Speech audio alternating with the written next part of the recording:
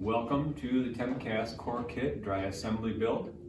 Today we are going to assemble a Temp-Cast Masonry Heater over here on this pallet, and we're just going to dry assemble the core just like we recommend that you do before you do your assembly with mortar. When you get your Temp-Cast Masonry Heater, it comes on a pallet much like this. We've already taken off the doors and the hardware and put them aside. And then this is what your refractory components look like. We're going to cut the bands, stack things over next to where the heater is going to get built, which is what you will do, and then we'll get started. Okay, well, we have our pallet down stack over here. As you can probably see, the pieces are all numbered. You'll see that as we go on though as well, and we're just going to go right into dry stacking. So we'll just start with number 1, move to number 2, so on and so forth until we finish. It's that easy, so here we go.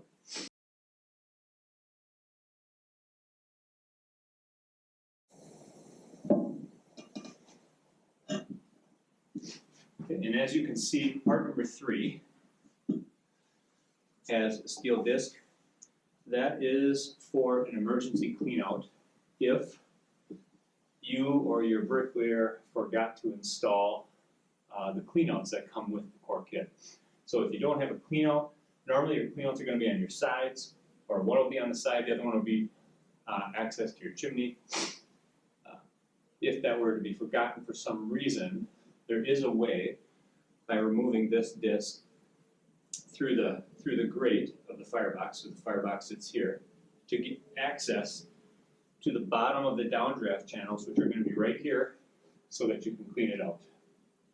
It's something you'll likely never remove. It's just there for in case of an emergency.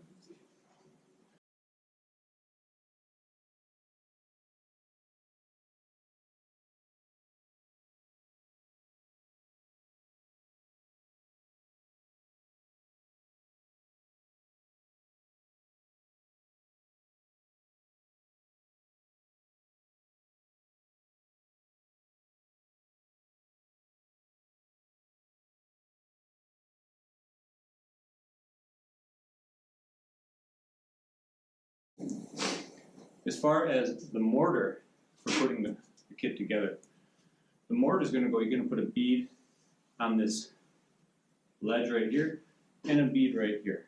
That's all that's necessary. You can put a little down the middle if you want to, but it's not necessary. Then when you set the next piece down, it'll squeeze out. You just scrape it away, sponge it, and that's how you finish the mortar joints on refractory. So it's just finished with a sponge, like tiling. And then we have a caulking gun that we sell just to help that installation, so that if you're not comfortable using a trowel, that's not something that's in your normal list of tools you use. We have a caulking gun that you can use, and you can just literally squirt the beads right on the block and set it down. So if you can stack these blocks and use a caulking gun, you can build a Temp-Cast Masonry Heater.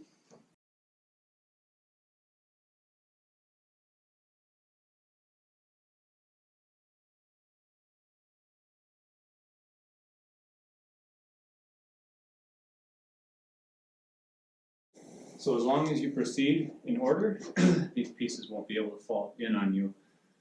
This is part number 14, this is 15, the other one is 16. So as long as you go in order, this piece has a key, or has a notch that fits into the key, so that things won't collapse in on you as you build.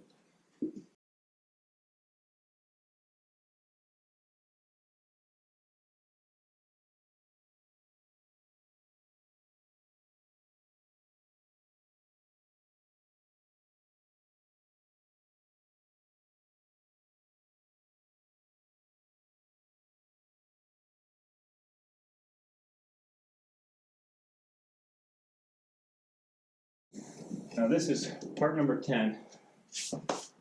Part number 10, it can go in now or whenever. What this does is it acts as a shield to protect your door.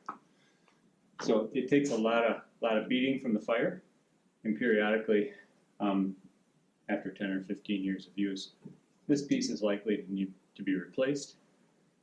So it's a piece that we can replace for you, and also the grate as well. Those are the two sacrificial components really inside the firebox to protect everything else that's expensive and you don't want to have to replace. So.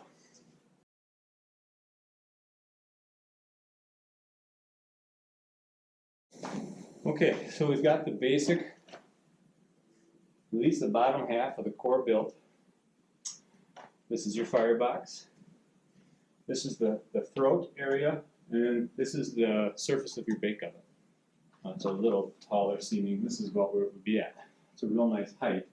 We're actually doing baking, working right at chest height. It's a really nice height for that. When you get, now the bake oven sidewalls, those are smaller yet.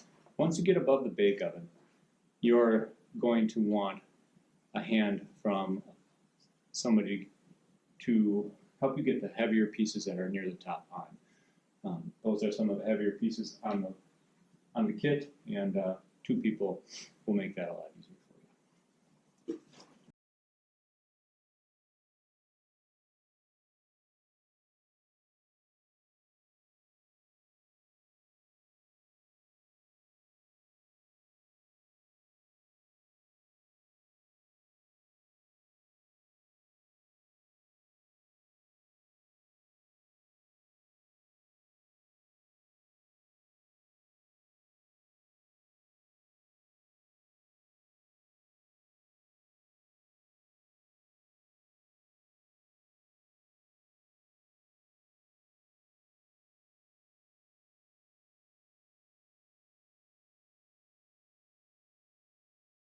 Now this is where some of your expansion joint material starts to go. You're going to take a little lick of mortar or silicone up the side here, and you're going to take some of those pieces, you can put them in here, you're going to smash this piece up against it, and that allows for an independent movement between this core and the downdraft channel. Since the flue gases are so much cooled in the downdraft channels, this needs to be able to kind of flex independently of the downdraft channels so that we don't cause a crack in the core.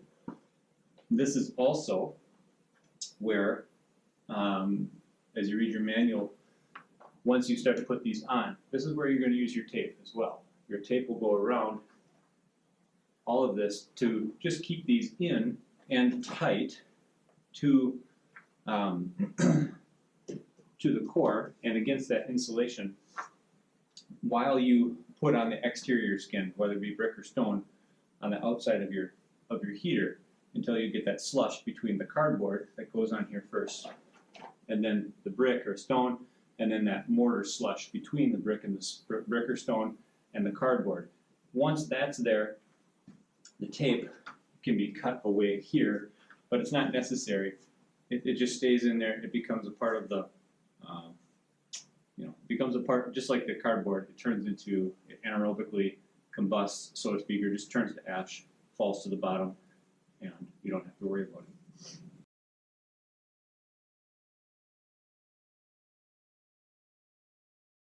it. Now, if when you're doing your dry stack, you decide not to put this last piece on, that's totally fine. You'll understand what's happening at this point.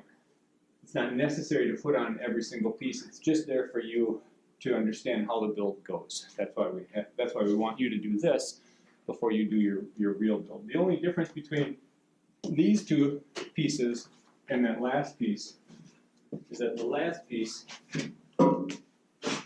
has a cap on it. That's got to be the top, so that when the flames come up through the bake oven, that when it hits here and it rolls down and goes down your downdraft. And you can see how tippy that is, and it's important that with that gasket you're going to put in here, that it sits tight against that gasket. And you don't have to worry about overly compressing that. That should be compressed as you can get it with that tape that goes around each one of these courses. So you can put tape around here, tape around here, and tape around here. And the point is to compress that gasket that you put in here. Now you're not going to tape it until you get both pieces on. So once this piece and this piece is on, then you tape it. Once this piece and this piece is on, then you tape it. And once the final two pieces are on, you tape it.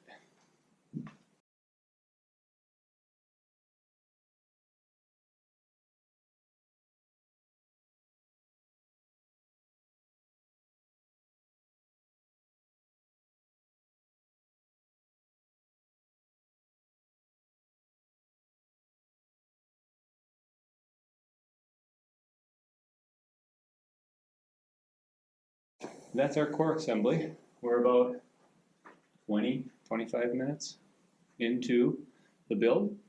Dry stack, full core, up and ready to go. The things that you would do before this goes on is, and you can tell that our pallet here is not exactly level, but we've got a little more gappage here. But you're going to get some more expansion joint on top of this. You don't mortar these caps down, that gives expansion joint material. And then, like we said, this will be taped, but this is the core. So if you want to look at the flue gas path from your firebox, it goes up, it gets narrowed and narrowed until it comes into the bake oven. So this is a black oven. It comes up here, hits the top, curls around, goes up through to the top of the bake oven, and then it splits, comes down the downdraft channels. From here, your chimney connection is going to be at the bottom. You can come out this side, you can come out that side, or you can come out all the way to the back. That's up to you. You can connect it. We have that in our planning guide, like how to do that, whichever way you're going to connect your chimney. And what's left is to wrap this with cardboard, install your exterior facade, and light a fire.